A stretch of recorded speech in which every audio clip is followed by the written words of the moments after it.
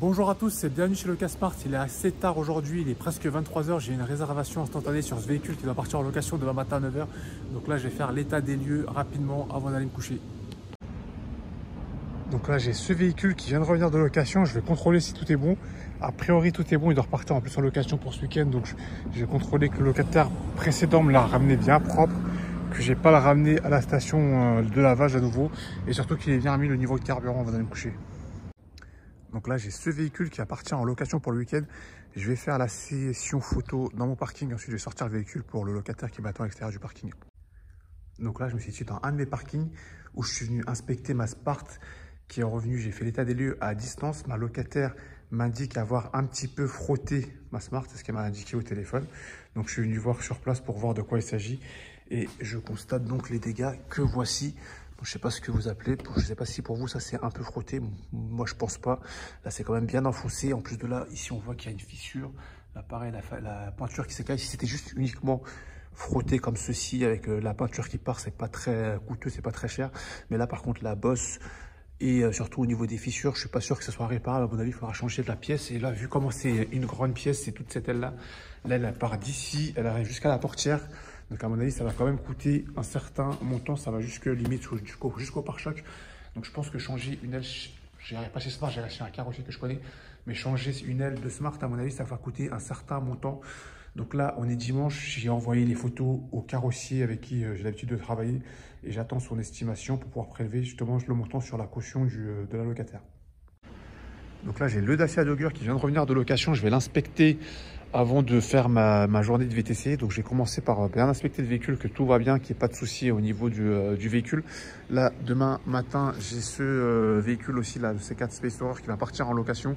Donc, je vais faire les photos d'état des lieux dès maintenant dans mon parking avant de l'amener près de chez moi. Et demain matin, le locataire vient venir récupérer le véhicule en bas de chez moi. Donc là, c'est ma dernière mission de la journée. Je viens de récupérer ce véhicule et j'ai fait faire l'état des lieux à distance, mais je vais quand même checker pour voir si tout va bien sur le véhicule et conclure le contrat de location. Le locataire m'a ramené le véhicule propre a priori et je vois qu'il m'a laissé un petit cadeau sur le pare-brise. Au moins, je sais où est-ce qu'il est parti avec ce week-end. Donc là, je vais le décrocher et ainsi, je pourrais remettre mon véhicule à louer. Donc là, j'ai ma petite Twingo qui vient de revenir de location, donc que j'ai remise à sa place dans son parking. J'ai une petite histoire, une petite anecdote à vous raconter. C'était hier soir, sous les coups de 23 h et quelques. Moi, je me reposais, j'étais fatigué, donc je me suis couché un petit peu tôt. J'ai un locataire qui réserve un de mes véhicules, la Smart, en réservation instantanée sous les coups de 23 h 30, 40 par là, pour la récupérer le lendemain à 6 h du matin. Donc moi, je m'étais couché sous les coups de 23 h et j'avais mis mon réveil à 7 h. Donc c'est le matin à 7 h du matin que je découvre qu'il y a une réservation sur ma Smart. Donc j'ai écrit le locataire m'avait essayé de m'appeler déjà plusieurs fois entre 23 h et minuit, plutôt aux alentours de minuit et quelques même, puis le matin aux alentours de 6 h du matin, à l'heure où il devait récupérer le véhicule. Donc comme je dormais, j'avais mis mon téléphone en silencieux, je l'avais pas entendu.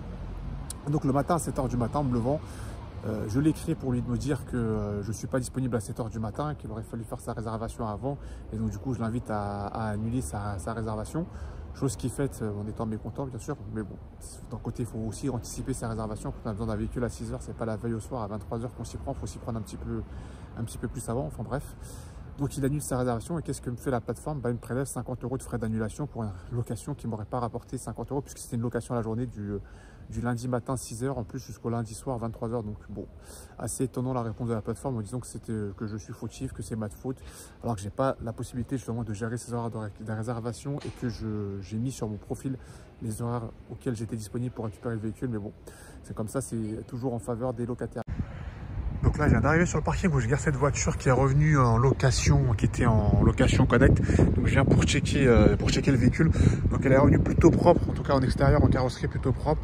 L'intérieur, ça va, il y a juste les tapis à secouer. J'ai déjà fait le tour avant de vous montrer.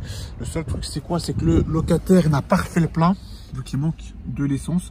Et surtout, il y a ce voyant là qui vient de s'allumer.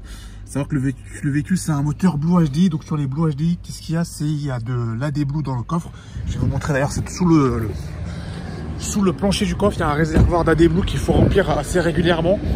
Et si, c'est un Blue HDI comme vous le voyez, et si jamais le réservoir est vide, bah, la voiture elle se met en sécurité, elle démarre plus. Donc là, il va falloir que j'aille dans une station totale et remplir ce réservoir d'AD Blue qui se trouve juste ici encore.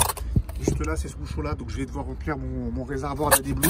Afin de ne pas avoir de soucis lors des prochaines locations, parce que les locataires, ils savent pas trop se débrouiller. Donc quand on leur explique ça, donc c'est mieux de le faire soi-même pour éviter d'avoir des soucis. Donc là, je me situe à la station Total sur le périph'. J'ai mis le plein dans le réservoir AD Blue, donc 10 litres d'AD Blue, seulement 6,69 €. Donc il y a des pompes à AD Blue comme ceci. On met directement dans le réservoir comme ceci pour remplir le réservoir. Ça coûte beaucoup moins cher que quand on achète des bidons d'AD Blue, puisque c'est 20 € les 10 litres, il me semble. Alors que là, j'ai seulement payé 6,69 €. Donc là, je vais refaire le plein de diesel dans mon véhicule.